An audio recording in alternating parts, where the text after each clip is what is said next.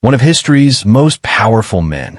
But there was a secret whispered in the Kremlin corridors for years. State television wouldn't show his face. Some days, he would be secretly removed from meetings. While the public asked, why is he always drunk? No one actually knew the real reason. Official reports remained silent. Doctors were silenced. Now, years later, those secret files are being reopened. Was Yeltsin really sick, or was this the Kremlin's best-kept lie? If you're curious about the answer to this question, don't forget to subscribe to our channel. Because the story I'm going to tell you today is not just about a health problem, but a massive state secret and a reality that changed Russia's fate.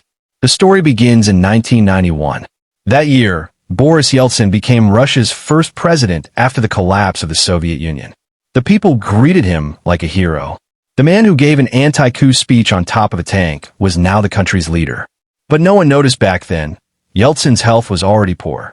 Years of heavy alcohol consumption, stress, and an unhealthy lifestyle had slowly consumed his body. But the Kremlin had mastered hiding it. Because admitting that a strong leader was sick was contrary to Soviet tradition. When Stalin was sick, he hid it. Brezhnev was shown to be healthy until he died. Yeltsin would follow the same path. In 1995, the first serious incident occurred. Yeltsin was urgently admitted to a hospital in Moscow. The official statement said it was the flu, but in reality, he had suffered his first heart attack. This information was only told to his closest circle. The Kremlin's medical team made special efforts to hide the incident from the press. Hospital records were altered. Doctors were made to sign confidentiality agreements. Yeltsin did not appear in public for 2 weeks. And during this time, Russia was run by Prime Minister Chernomyrdin.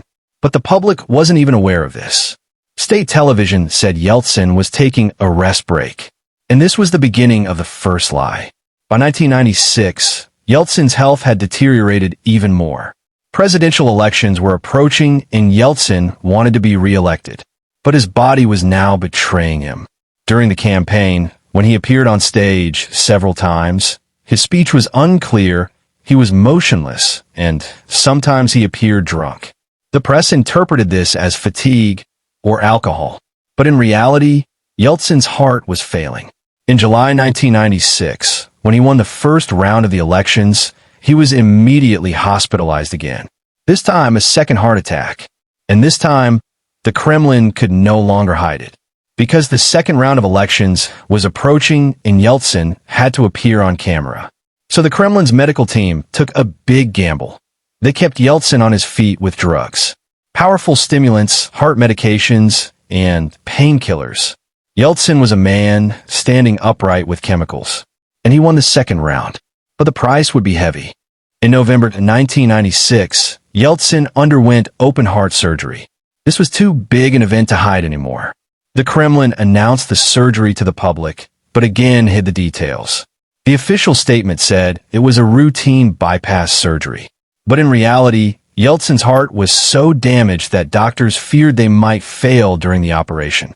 The surgery was performed by a team of Russian doctors under the consultation of American expert, Dr. Michael DeBakey. After the surgery, DeBakey said in an interview, "Yeltsin's condition is serious, but we did our best." These words showed the seriousness of the situation. But the Kremlin told another story. The surgery was successful. The president is recovering, they said. And Yeltsin returned to duty 3 months after the surgery. But he was no longer the same man. The years 1997 and 1998 were a nightmare for Yeltsin. His health was constantly deteriorating. Sometimes he wouldn't come to his office for days. He would fall asleep in meetings. When meeting with foreign leaders, his speech would be incomprehensible, and the media could no longer hide it. Images of Yeltsin appearing drunk on foreign visits made it to the world press. During his 1999 visit to Ireland, he didn't get off the plane. The official statement said it was due to weather conditions. But in reality, Yeltsin had suffered a heart attack on the plane and was in no condition to disembark. This incident was one of the Kremlin's greatest embarrassments. But still, the truth was not revealed. So what was Yeltsin's real illness? Just heart problems? No. Yeltsin actually had multiple serious health problems. First, chronic heart failure. Second, serious kidney problems. Third, alcohol addiction. But there was something else the Kremlin hid: Yeltsin's depression and possible psychiatric issues. According to some sources, Yeltsin was using antidepressants in the late 1990s. This was a taboo subject for a head of state at the time, because mental illness was a sign of weakness in the Soviet tradition. Therefore, this information was never officially disclosed. But Yeltsin's behavior supported this theory. Sudden outbursts of anger, periods of deep melancholy, and sometimes irrational decisions. All these were signs not just of alcohol, but of deep psychological problems. At the end of 1999, Yeltsin resigned. The official statement said, "Russia needs a new era." But the real reason was that his health had become unbearable. Kremlin doctors had told Yeltsin clearly, "If you continue, you'll die within a year." And Yeltsin took this warning seriously. When he resigned, he handed over the presidency to Putin, and he made a deal: "Protect me and my family, and I'll stay silent." Putin agreed, and Yeltsin completely withdrew from public life. Between 2000 and 2007, Yeltsin lived almost like a ghost. He was seen by very few people, spoke very little. His health was constantly deteriorating. His heart came close to stopping several more times. His kidneys were barely functioning, and his body couldn't bear the heavy burden of years. But the most painful thing was his mental decline. Yeltsin was thinking about the mistakes he made, confronting his past. He once said to his daughter Tatiana, "If I could take back time, I would do many things differently. But it's too late now." These words were a confession of regret. In April 2007, Yeltsin's end came. His health deteriorated rapidly. His heart was no longer working properly. He couldn't breathe. April 23, 2007, Orthodox Easter Day, Boris Yeltsin died. The death certificate stated he died of heart failure. But this was only the surface of the story. The truth is, Yeltsin was a victim of years of neglect, stress, alcohol, and hidden illnesses. And the Kremlin hid this truth until the very last moment. After Yeltsin died, some former Kremlin doctors began to speak. One of them, Dr. Sergei Mironov, said in an interview in 2010, "Yeltsin's real health condition was never disclosed to the public. We doctors had to constantly alter reports. This was the Kremlin's order." This confession proved that the Kremlin systematically hid the truth.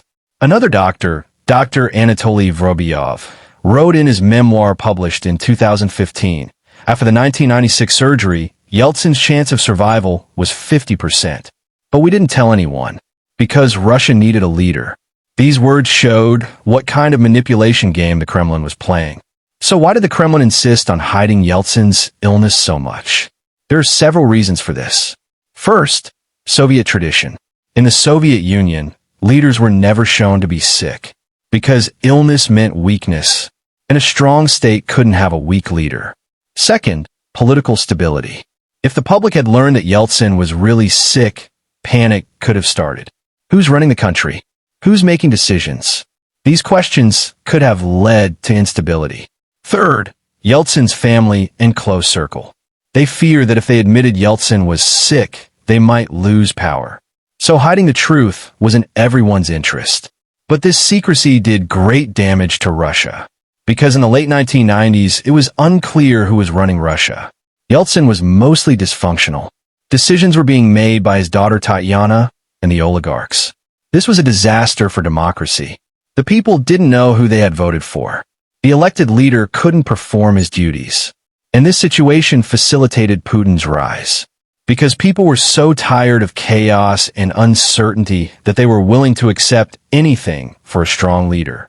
Putin used this opportunity perfectly. Today, in 2025, Yeltsin's secret illness is still being discussed. Some historians argue that what the Kremlin did was right.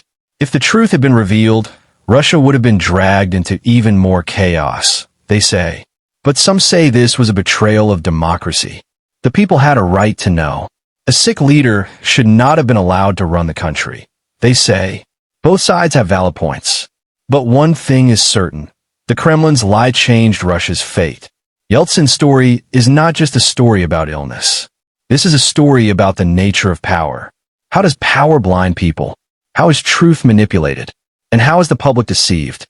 All these questions find answers in Yeltsin's life. He had tremendous power. He destroyed the Soviets, brought Russia to democracy, and wrote his name in history. But at the same time, he neglected his body, sacrificed his health, and eventually paid the price for this neglect. And the Kremlin used his suffering as a propaganda tool. When Yeltsin died, Putin cried at the funeral. Were they real tears, or was it a political display? We'll never know. But what we do know is this. Yeltsin's death closed an era. Post-Soviet chaos, the oligarchs' reign, and the Kremlin's lies. All were buried with Yeltsin, and gave way to Putin's iron discipline. In conclusion, Yeltsin's secret illness was one of the biggest secrets the Kremlin kept for years. Heart attacks, kidney failure, alcohol addiction, and possible mental problems. All were systematically hidden, because the Kremlin had to maintain a strong image. But the price of this lie was great damage to Russia's democracy. Today, when we remember Yeltsin, we need to see him not only as a leader, but also as a victim of the system. Because he didn't just succumb to illness. He was also a victim of the Kremlin's ruthless power games.